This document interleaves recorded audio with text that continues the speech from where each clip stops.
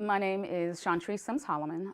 I am a professional learning coach from Atlanta, Georgia. So what that means is that instead of working with teachers by content, I have the pleasure and the privilege of working with teachers across content areas, across grade levels. I work at a predominantly African-American urban high school in what we affectionately call the SWATs, which is Southwest Atlanta. And in my capacity as a learning coach, one of the things that I have to do, of course, is I have to work with teachers and work with adults. And so my principal, knowing about my new position, thought that this would be a great place for me to go and kind of gain some skills and some knowledge. Ellie was her professor when she was going through the Leadership Institute here. And so when she saw it come across her email, the first thing she said was, "You're going." And I said, "Where am I going and why am I going?" And she kind of explained it to me. I said, "Okay."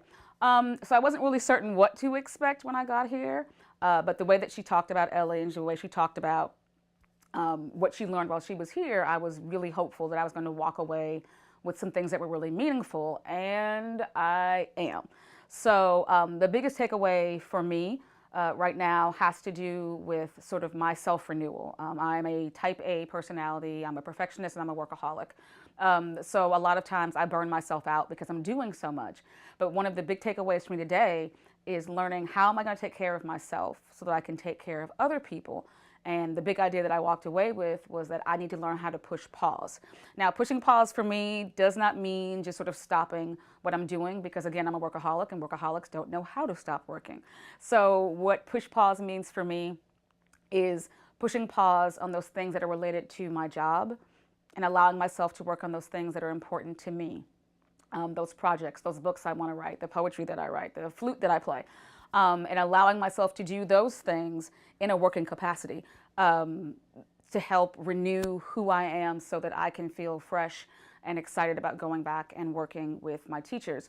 And the one thing that I think I want to bring back to my teachers is teaching them how to find their own way to push pause. Because today in education, teachers are under a lot of stress and a lot of pressure, and there's always this feeling of I can't do enough. And the media, in a lot of ways, villainizes us for what it is that we do. So being able to go back to my teachers and say, hey, I need you to learn how to push pause. Here's how I'm choosing to push pause.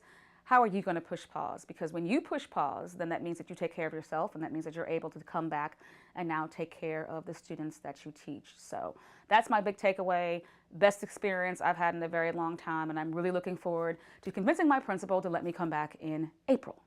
I hope. Thanks.